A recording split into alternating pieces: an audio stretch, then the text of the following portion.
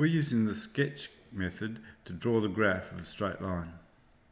And when you do that, it's rather like being a detective.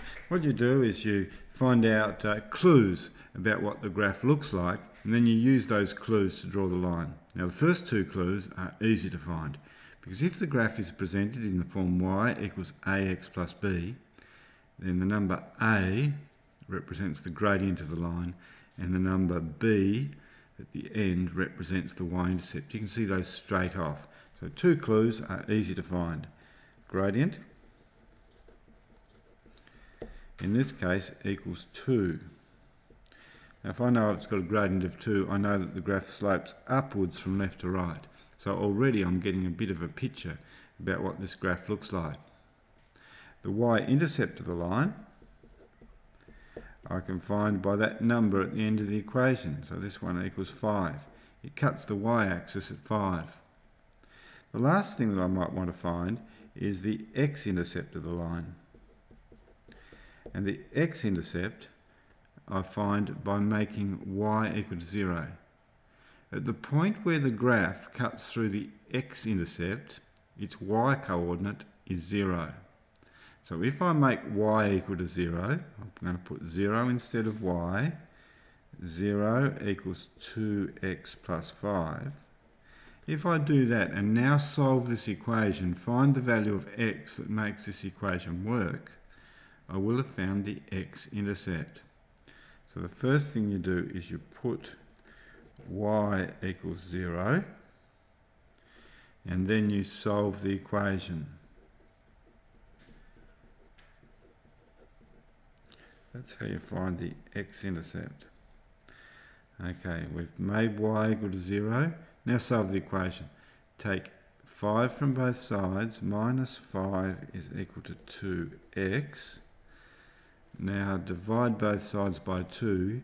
Negative 5 over 2 equals x. You could do that on your calculator if you wanted to. And when you get x is equal to negative 2.5. So now I know the gradient, which way it's sloping. I know the y-intercept and the x-intercept. That's enough clues that I can use to draw the graph. Generally, I'd like to see the graphs a little bit bigger than the space you've got available here.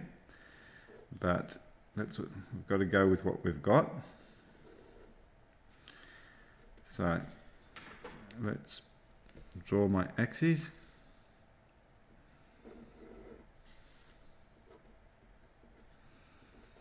I've got a y-intercept at 5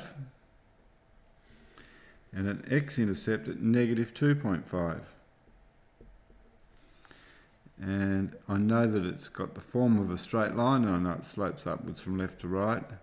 So this graph is going to look like this. Let's have a go at another one. The first two clues are easy. The gradient and the y-intercept. The gradient is given by the number in front of the x. It's called the coefficient of x. In this case, the coefficient is minus 4. This graph has got a gradient of minus 4. It means it's sloping downwards as I look at it from left to right. The y-intercept of the graph is that number at the end. So the y-intercept equals 8, and the x-intercept. To find the x-intercept, you put y equal to 0. So you get this equation, and we're going to make y equal to 0. 0 equals negative 4x plus 8. Now solve the equation. Shuffle it round until you get x equals something, or something equals x. And in this case, I would start by taking away 8 from both sides. Minus 8 equals minus 4x. And now divide both sides by minus 4. Negative 8, I'll write it like this, negative 8 divided by minus 4 equals x. Do it on your calculator if you have to, but x equals positive 2. Okay, this one's got a negative gradient. It slopes downwards from left to right.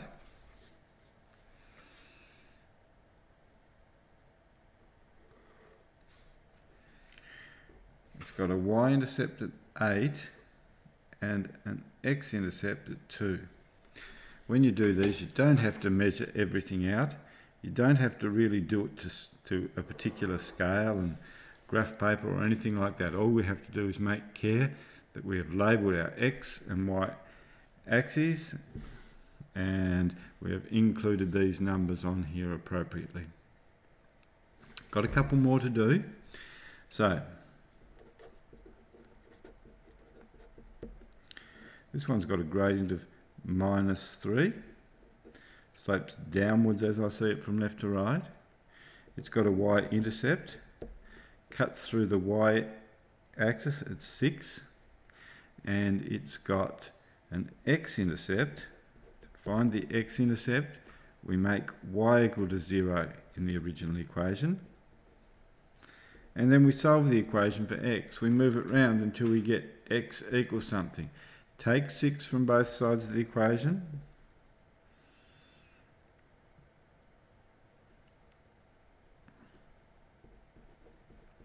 then divide both sides by -3. -6 divided by -3 equals x. X equals 2.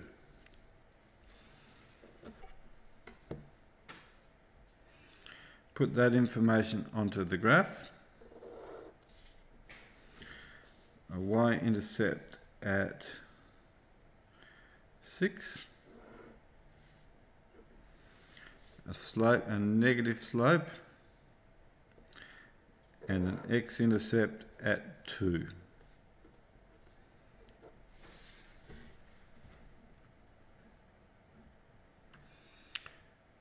And we've got one more here. So y equals 3x. Notice that we haven't got any number on the end, or if you like, it's +0 on the end. So this one has got a gradient. Number in front of the x is 3. It's got a y-intercept. Number at the end is 0. And if you want to find the x-intercept,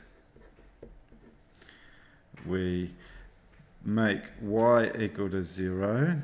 0 equals 3x. And to get x by itself, divide both sides by 3. 0 divided by 3 equals x. 0 divided by 3 equals 0. X equals 0. So, to draw its graph,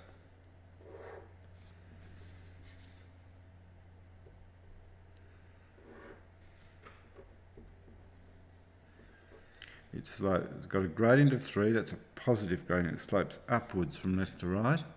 It's got a y-intercept at 0 and an x-intercept at 0. So the graph is going to look something like this.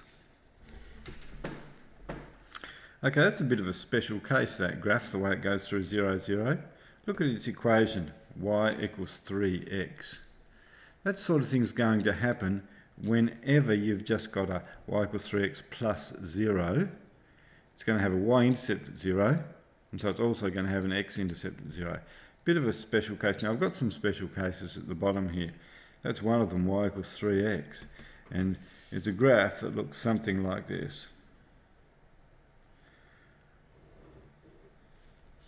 Y equals 3x. Now, y equals any number x will look like that as long as x is a positive number.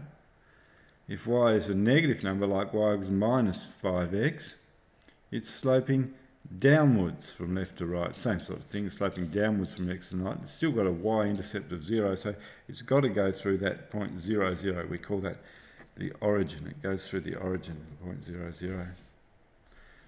The difference between any graph that looks like y equals 3x or y equals 2x or y equals 55x is the gradient. The bigger the gradient, the steeper the graph is sloping up. So you could have one which kind of went through here with a small number for the gradient, or one which is going through here with a very steep value for the gradient.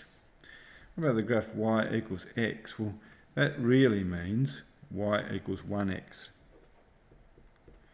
So it's just another member of this family.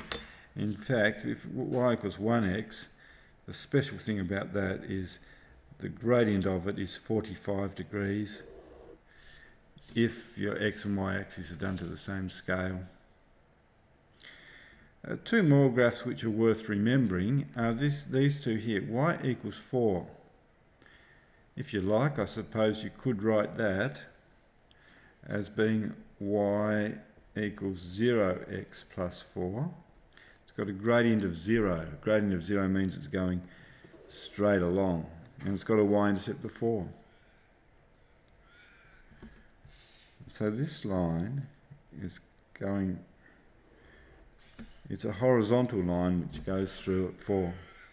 If you like, the equation says y equals 4. It doesn't matter what x is. Y always equals 4. So for any x value you like, it's independent of x, for any x value y is equal to 4. And the line x equals minus 2 is very similar. It just means x is always equal to minus 2. It doesn't matter what y equals. Y is not part of that equation. X always equals minus 2.